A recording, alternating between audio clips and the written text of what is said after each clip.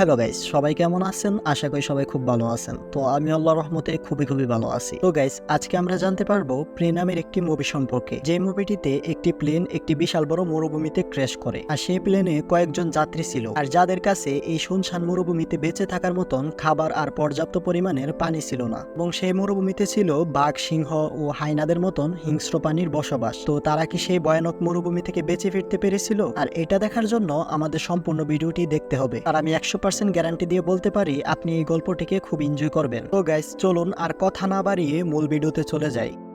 সিনেমার শুরুতে আমাদেরকে আফ্রিকার কালাহারি নামে একটি মরুভূমিকে দেখানো হয়, আর এই মরুভূমিটি খুবই রুক্ষ এবং নির্জন, কিন্তু তবুও এখানে কিছু মানুষ বসবাস করে, এবং এখানে তাদের একজনের বাড়ি থেকে অন্যজনের বাড়ির দূরত্ব অনেকটাই বেশি। আর এই গ্রামটিতে আফ্রিকার আদিবাসীরা বসবাস করে, আর তাদেরকে চিকিৎসা সেবা দেওয়ার জন্য শহর থেকে একটি ডাক্তারকে এখানে আনা হয়েছে, আর যেই ডাক্তারের নাম অ্যান্ড্রিউ। কিন্তু আজ অ্যান্ড্রিউর মনটা ভালো নেই, কারণ সে একটি বাচ্চার ট্রিটমেন্ট করেছিল, কিন্তু বাচ্চাটিকে সে বাঁচাতে পারেনি, আর এই কারণে সে মন খারাপ করে এক জায়গায় বসে রয়েছে। আর তখনই গ্রামের একজন লোক এসে ডাক্তারকে জানায় গ্রামের কিছু আদিবাসীরা ডাক্তারকে মারার জন্য আসতেছে, আর এর কারণ হলো ডাক্তার এই বাচ্চাটিকে বাঁচাতে পারেনি, আর তাই আদিবাসীরা মনে করতেছে ইচ্ছে করে ডাক্তার এই বাচ্চাটিকে মেরে ফেলেছে। এমনকি এর বাইরেও আদিবাসীরা জেনে গেছে যে এই ডাক্তার এবং তার স্ত্রী একজন খ্রিস্টান, আর তারা খ্রিস্টানকে মোটেও পছন্দ করে না, কারণ তারা মনে করে খ্রিস্টানরা তাদের ক্ষতি করে, আর এই কারণে ওই আদিবাসীরা ডাক্তারকে মেরে ফেলতে চায়। এরপর ডাক্তার এই কথা শুনে ভয় পেয়ে যায়। এরপর ডাক্তার তার স্ত্রী সিউর সঙ্গে দেখা করে এবং তাকে সবকিছু খুলে বলে। তারপর তারা দুজন সেখান থেকে একটি গাড়ি নিয়ে পালিয়ে যায়, কিন্তু তখনই তারা গাড়ির রেডিওতে একটি খবর শুনতে পায়। সেটা হলো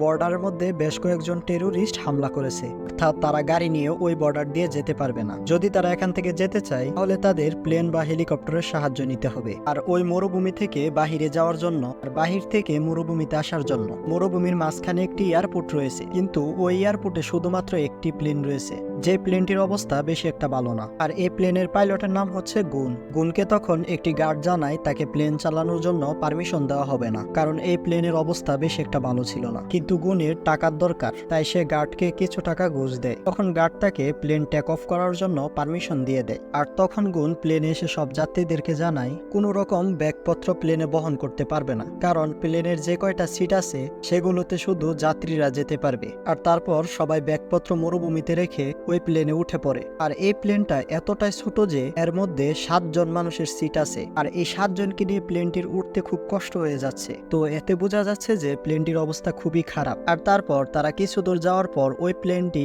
নিজে থেকে উঠানামা করছে, মানে একবার নিচে যাইতেছে আর উপরে যাইতেছে। তো তার কিছুক্ষণ পরেই প্লেনটির কন্ট্রোল হারিয়ে ফেলে এবং প্লেনটি মাটিতে ক্র্যাশ করে। এরপর ডাক্তারের যখন জ্ঞান ফিরে, সে দেখে প্লেনে থাকা প্রত্যেকটা মানুষ চারদিকে ছড়িয়ে ছিটিয়ে পড়ে রয়েছে, আর এর মধ্যে কেসি নামে একটি মেয়ে, যে কিনা তার বয়ফ্রেন্ডের সাথে এসেছিল, সে এই প্লেন দুর্ঘটনায় মারা গেছে। এরপর ডাক্তার দেখতে পায় তার স্ত্রী সিউ আহত হয়ে গেছে, যার ফলে সে প্লেন থেকে বাহির হতে পারছে না। তখন ডাক্তার টনি নামের ছেলেটিকে নিয়ে তার স্ত্রীকে বাহির করার চেষ্টা করে, কিন্তু তার স্ত্রীর পায়ের মধ্যে একটি রড ঢুকে গেছে, তাই ডাক্তার তার স্ত্রীকে বাহির করতে পারে না। আর অ্যান্ডি যেহেতু একজন ডাক্তার ছিল, সে এখন ভালো করে জানে যে তার এখন কি করতে হবে, তাই সে তার স্ত্রীকে ট্রিটমেন্ট করার চেষ্টা করে, কিন্তু তার কাছে কোনো যন্ত্রপাতি ছিল না। তবুও সে কোনো রকমে তার স্ত্রীর পাটাকে ব্যান্ডেজ করে দেয়। আর এদিকে টনি নামের ছেলেটি পাইলটকে জিজ্ঞেস করে যে সে এমনটা কেন করলো, তার প্লেনটি খারাপ ছিল, তবুও কেন তাদেরকে প্লেনে উঠালো। কিন্তু পাইলট তার কথায় কোনো উত্তর না দিয়ে উল্টো তাকে আরো গরম দেখায়। তখন তারা সবাই লক্ষ্য করে তারা এমন একটি জায়গায় ফেসে গেছে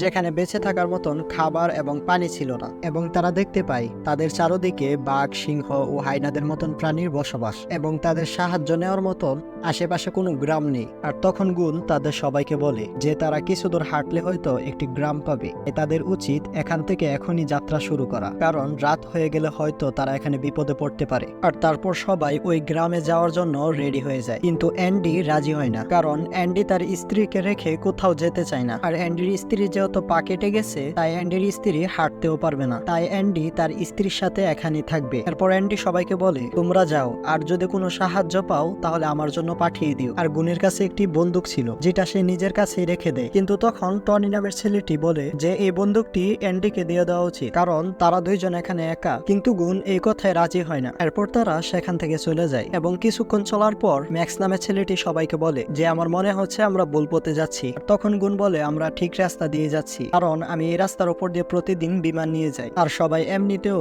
এই জায়গা এবং রাস্তা সম্পর্কে জানে না, তাই তারা গুনের কথায় তার পিছন পিছন যেতে থাকে এবং চলতে চলতে তারা অনেক দূরে চলে আসে, যেখানে তারা শুধু মরুভূমি ছাড়া আর কিছুই দেখে না এবং না তো কোনো মানুষ দেখা যাচ্ছে না তো কোনো গাছপালা। আর তখন ট্রেইলার নামের ছেলেটির ক্লান্ত হয়ে মাটিতে পড়ে যায়। তখন গুন তাকে পানি দেয় এবং উঠতে বলে এবং সে বলে তাদের আরো কিছু পথ চলতে হবে। তো তারপর সে উঠে পড়ে এবং তারা সবাই আবার চলতে শুরু করে। আর তারা চারজন একটি উঁচু জায়গায় পৌঁছায়, যেখানে গুনের কথা অনুযায়ী এটার ওই পারে একটি গ্রাম আছে। কিন্তু তারা যখন সেখানে পৌঁছায় সেখানে মরুভূমি ছাড়া আর কিছুই দেখতে পায় না। তখন তারা সবাই প্রচন্ড ভেঙে পড়ে। এরপর ম্যাক্স গুনকে প্রচন্ড বকাঝকা করতে থাকে। সে বলে সে আগেই বলেছে যে তারা ভুল রাস্তায় যাচ্ছে। আর ম্যাক্স এতটাই রেগে যায় যে সে গুনের উপর বন্দুক ধরে এবং বলে আমার তো মনে করছে এখানে তোমাকে শুট করে মেরে দেয়। কিন্তু তখন থপ বলে যে তারা এইভাবে লড়াই করতে থাকলে তাদের দ্রুত পিপাসা ধরে যাবে এবং তারা ক্লান্ত হয়ে যাবে। আর তাই সে বলে যে আবার তাদের দ্রুত সেই প্লেনটির কাছে পৌঁছাতে হবে। আর তারপর আমরা অ্যান্ডিকে দেখি, যে কিনা জুলিয়ার পাশে বসেছিল। আর তখন সে কিছু একটি অনুভব করতে পারে। আসলে কিছু সিংহ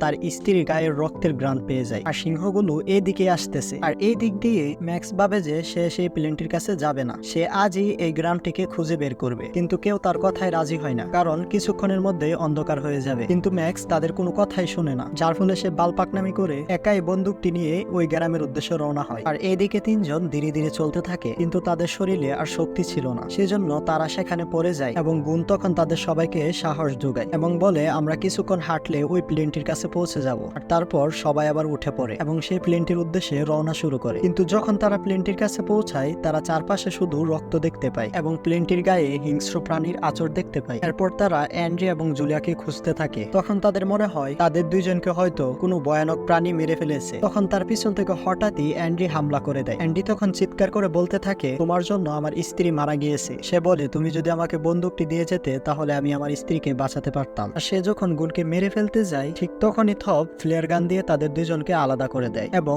ঝগড়া থামিয়ে দেয়। আর তারপর ধীরে ধীরে সন্ধ্যা নেমে আসতে শুরু করে। তো তারপর টনি নামের ছেলেটির সাথে গুন বলে যে প্লেনের ককপিটে রাতে আশ্রয় নেওয়া যাবে, আর যে ককপিটটিকে লক করা যায় আর সেটাতে ম্যাক্সিমাম 3 জনের জায়গা হবে। আর তাই তাদের মধ্যে 3 জন যদি ভিতরে থাকে তাহলে একজনকে বাহিরে থাকতে হবে। এবং এই ব্যাপারটা বলার জন্য সে যখন অ্যান্ড্রির কাছে যায় তখন অ্যান্ড্রি তাকে উল্টো বকা দিতে থাকে। আসলে তার মতে গুন তার বিমানে বিভিন্ন পশু শিং নিয়ে যাতায়াত করে, মানে সে এগুলোর ব্যবসা করে। আর এটার জন্যই বিমানে ছিদ্র হয়ে গিয়েছিল এবং বিমানের লোডও বেশি হয়ে গিয়েছে, আর যার ফলে বিমানটি ক্র্যাশ করে আর তারা এখানে ফেসে যায়। কিন্তু তখন টনি নামের ছেলেটি বলে যে আসলে এমন কোনো কিছু হয়নি, শুধু বিমানের ইঞ্জিনটি ফেল হয়ে গিয়েছে আর তার জন্যই বিমানটি ক্র্যাশ করেছে। তো কিছুক্ষণ পর তারা একটি টসের আয়োজন করে আর এই টস দিয়ে ডিসাইড করে যে আজ রাতে কে আসলে বাইরে ঘুমাবে। আর এই টস অনুযায়ী টেইলারের নাম আসে। তো তারপর তারা বাকি 3 জন সেই বিমানের ককপিটে বসে পড়ে এবং বিমানের ককপিটটিকে লক করে দেয়। আর এই দিক দিয়ে টেইলার বাহিরে আগুন ধরিয়ে বসে থাকে, কারণ যতক্ষণ আগুন থাকবে ততক্ষণ পর্যন্ত কোনো হিংস্র প্রাণী আক্রমণ করবে না। তো তারপর তারা মধ্যরাতে একটি গুলির শব্দ শুনতে পায়। আসলে সেই গুলিটি ম্যাক্স করছিল, যে কিনা এখনো সেই মরুভূমিতে হাঁটতেছে আর সে রাস্তা হারিয়ে ফেলেছে। আর সেখানে ম্যাক্স হিংস্র প্রাণীর গর্জন শুনতে পায়, আর যার ফলে সে গুলি চালাতে শুরু করে। আর তার কিছুক্ষণ পরেই সেই সিংহগুলো ম্যাক্সকে মেরে ফেলে। আর এই দিক দিয়ে ককপিটের ভিতর গুনের টয়লেট আসে, আর যেটাকে করার জন্য সে বাহিরে যায়। আর তখনই সেই গেট দিয়ে একটি বিষাক্ত সাপ ঢুকে পড়ে। আর তারপর গুন তার জরুরি কাজ সেরে আবার সেই ককপিটে ফিরে আসে। তো এরপর মধ্যরাতে টেইলারের ঘুম চলে আসে এবং আগুনটাও ধীরে ধীরে নিভে যায়। আর তারপর কিছু সিংহ সেই টেইলারের উপর আক্রমণ করে। ভিতর থেকে তারা 3 জন তার চিৎকার শুনতে পায়, কিন্তু কারো সাহস ছিল না যে বাহিরে গিয়ে তাকে সাহায্য করবে। আর তখনই সিংহগুলো তাদের ককপিটের দরজা ভাঙতে চায় এবং কোনো মতে সেই দরজাটিকে তারা আটকে রাখে। আর তখনই ককপিটে থাকা সেই সাপটি টনিকে আক্রমণ করে বসে। এরপর অ্যান্ডি তার পাটাকে একটি রশি দিয়ে বেঁধে দেয় যেন পুরো শরীরে বিষ না ছড়িয়ে পড়ে এবং একটি চাকু দিয়ে তার পা থেকে বিষগুলো বাহির করে দেয়। আর এদিকে গ্রুন সেই সাপটিকে পা দিয়ে পিষে মেরে ফেলে, আর যার ফলে সবারই প্রাণ বেঁচে যায় এবং তারা কোনোভাবে সেই রাতটিকে পার করে। আর সকালে সবার আগে ঘুম থেকে উঠে অ্যান্ড্রি একটি গাছের পাশে গিয়ে বসে পড়ে। আর বাহিরে আমরা দেখতে পাই পুরো প্লেনের আশেপাশে শুধু রক্ত আর রক্ত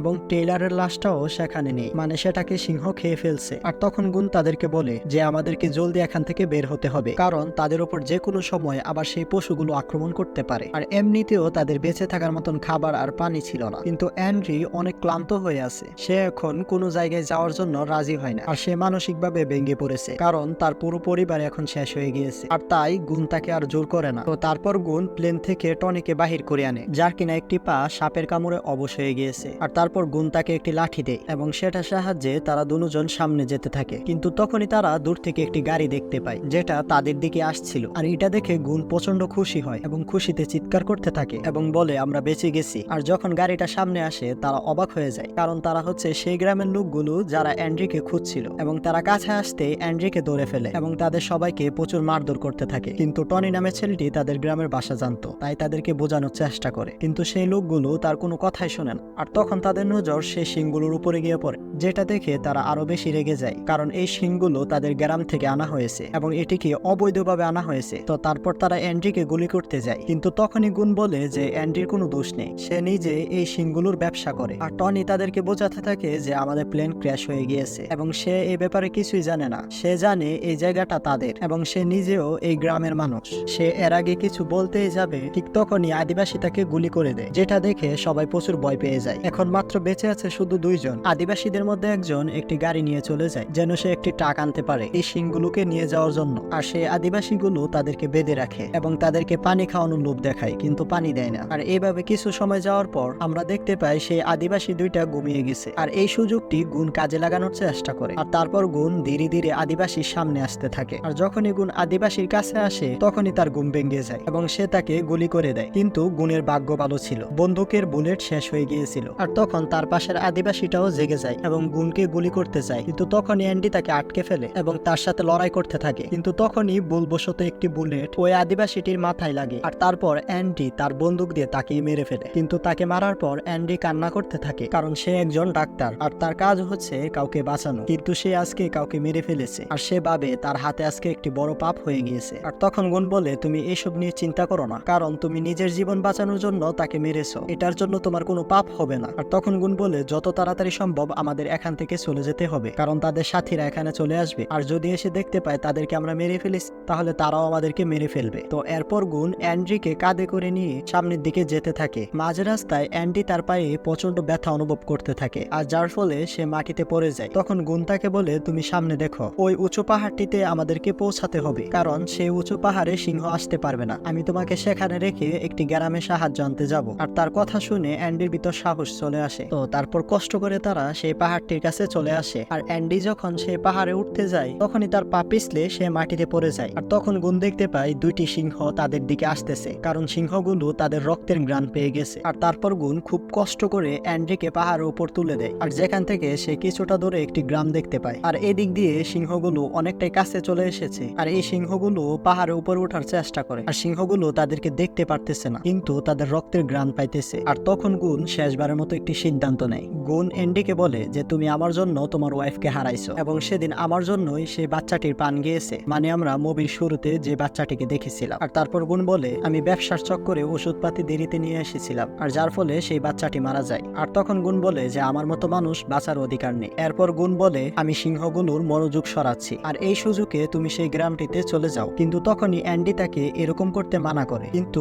সে এই কথাটি মানে না এবং সে দৌড়াতে শুরু করে। আর সেই সিংহগুলোর মনোযোগ সরানোর জন্য জোরে জোরে চিল্লাতে থাকে, আর যার ফলে সেই সিংহগুলো তার পিছনে পড়ে যায় এবং কিছুক্ষণ পর তাকে মেরে ফেলে। আর তার চিৎকার অ্যান্ডি পাহাড় থেকে শুনতে পায়, কিন্তু অ্যান্ডি পিছনে তাকায় না, কারণ এটার দৃশ্য খুবই ভয়ানক ছিল। তো তারপর কথা অনুযায়ী অ্যান্ডি সামনের দিকে চলতে থাকে, কিন্তু তার পায়ে গুলি লাগার কারণে সে সামনে চলতে পারে না, তাই সে মাটিতে শুয়ে পড়ে এবং সে ভাবতে থাকে হয়তো তার সময় এখানে শেষ হয়ে গেছে। আর তখনই সেখানে কিছু হাইনা চলে আসে, কিন্তু তখনই তার গুণের কথা মনে পড়ে, যে গুণ তার জন্য কিভাবে জীবন বাজি রেখেছিল এবং তাই সে তার জীবনকে এত সহজেই বিফলে যেতে দিবে না। আর তারপর সে একটি লাঠি নিয়ে তাদেরকে বাগানোর চেষ্টা করে। তখনই একটি বজ্রপাতে সেই হাইনাগুলো এখান থেকে চলে যায়, আর তারপর সেখানে বৃষ্টি হতে শুরু করে। কিন্তু অ্যান্ডি আর চলতে পারছে না, কারণ তার কাছে চলার মতো আর শক্তিই ছিল না। আর তখনই সে একটি স্বপ্ন দেখতে পায়। সে দেখতে পায় তার ওয়াইফ তাকে বলছে যে আর একটু চলতে হবে, কিন্তু সে অজ্ঞান হয়ে পড়ে। আর তার যখন জ্ঞান ফিরে সে দেখতে পায় তাকে গ্রাম থেকে দুইজন লোক এসে উঠাচ্ছে। আসলে তারা বৃষ্টির পানির খুঁজে বাহির হয়েছিল,